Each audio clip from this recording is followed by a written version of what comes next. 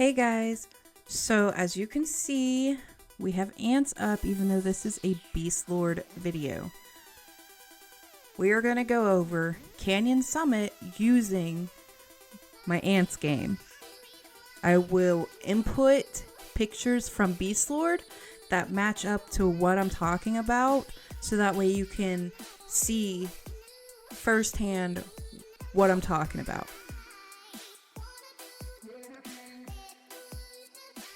So this whole thing, going over Canyon Summit, it's probably going to be broke up into a few different videos, just so it's not a 20 to 45 minute long video. I will have this particular intro at the beginning of each video, so that way you know what's going on.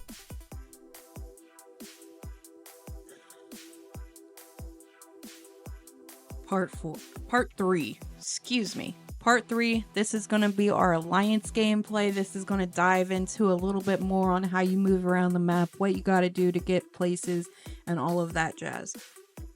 So, the first thing we're going to cover is your alliance base.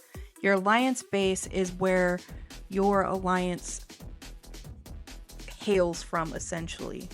It's going to be your alliance's starting point. On ants, it's called the blockhouse. In beastlord, it's going to be alliance base. So this is the ants alliance base.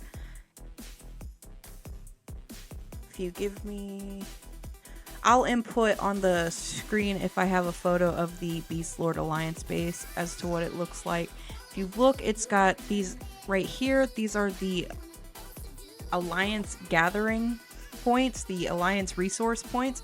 You have one for each of the resources. They are level 8 tiles, and you can send all 4 marches to one of those. We all gather together as an alliance with these, so there's no fighting over tiles. Inside your starting area, see how it's got this colored block right here? And it's like solid, it doesn't fade like this. This is a safe zone. You cannot be attacked inside your alliance initial area, camp area, however you want to call it. Your alliance base is your safe area. You can go there and chill without a bubble. Anywhere else, as long as, sorry, that was my dog. Anywhere else within Canyon Summit, you can essentially be attacked if they own a tunnel. We covered tunnels last video, so I'm not going to dive into that. Today, we are going to go over alliance stuff. So, the next thing we are going to talk about are alliance towers. In order to place a tower, you have to have what's called clay. I am on barren land on ants, so the way we get clay is a little different, but I will go over how we get it on island. So on island, these first 4 salary shells that you get will have clay. You will get clay right here. It'll have a little amount of clay, and that's going to, you'll have to do all the way up to 180 points, and that's how we get our clay. The clay is what is needed to place towers. Your towers cost clay.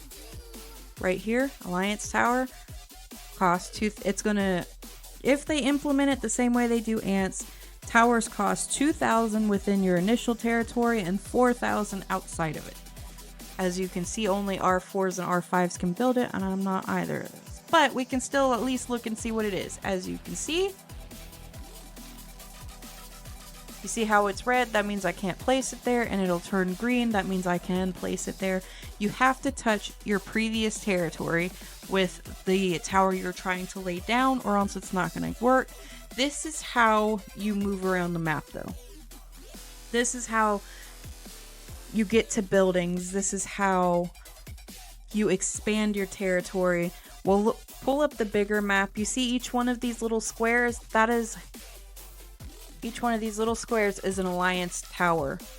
and they are colored according to which alliance placed them.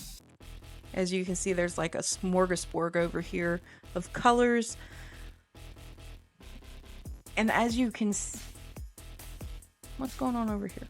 As you can see, like, you see how these are touching?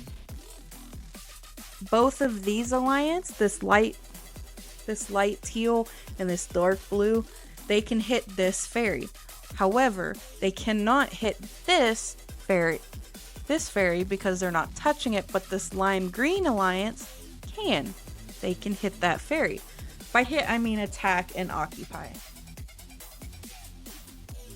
But that is how you essentially move around the map. It is imperative when you first go to Canyon Summit. A huge recommendation for your first time ever going: demo everybody from R4. You want everybody as R3 or below.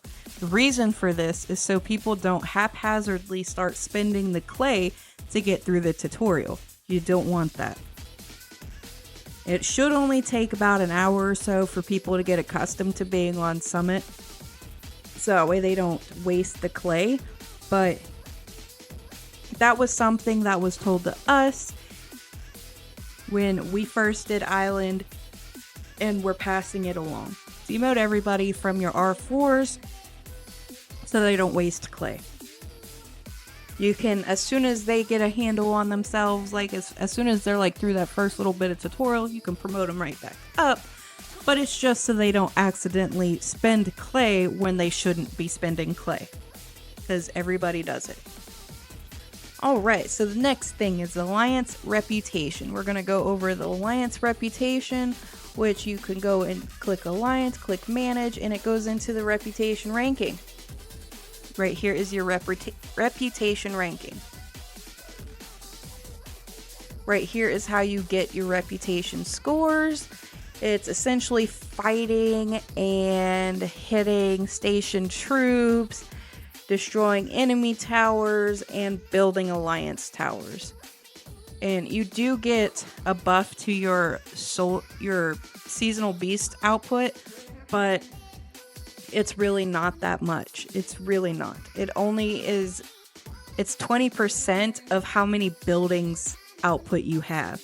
So if you only have like 3 buildings and it totals only like 15 seasonal beasts per hour, 20% is not really all that much. It's like 2 or 3 beasts, like extra beasts per hour. So don't fight over reputation. There's really honestly no point. You don't get any extra like rewards from being top of the reputation ranking or anything. It's literally just for what you see on the screen. Last but not least for Alliance gameplay is the calendar. So we're going to look at this calendar right here. Luckily, this barren land is ending in like 3 days, I think. I don't know. But we're going to, just to be on the safe side, we're going to scroll back a few to the beginning, so that way we're not exposing any current plans. We have the calendar and an Alliance Manager channel. I can't see it. Not R5 or R4. Right here is the calendar. As you can see, it's got little bookmarks, and it says Attack of Tunnel.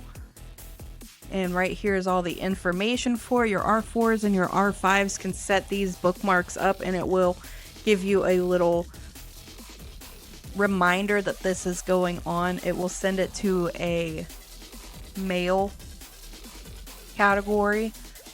And right here's another tunnel, but that's essentially all of what this is. It's pretty nifty that they did this so that way people can see what's going on, and your R4s and R5s can keep a catalog of the events going on within the Alliance. So anyway, that's pretty much it for your Alliance gameplay. And I will see you guys next time in part 4.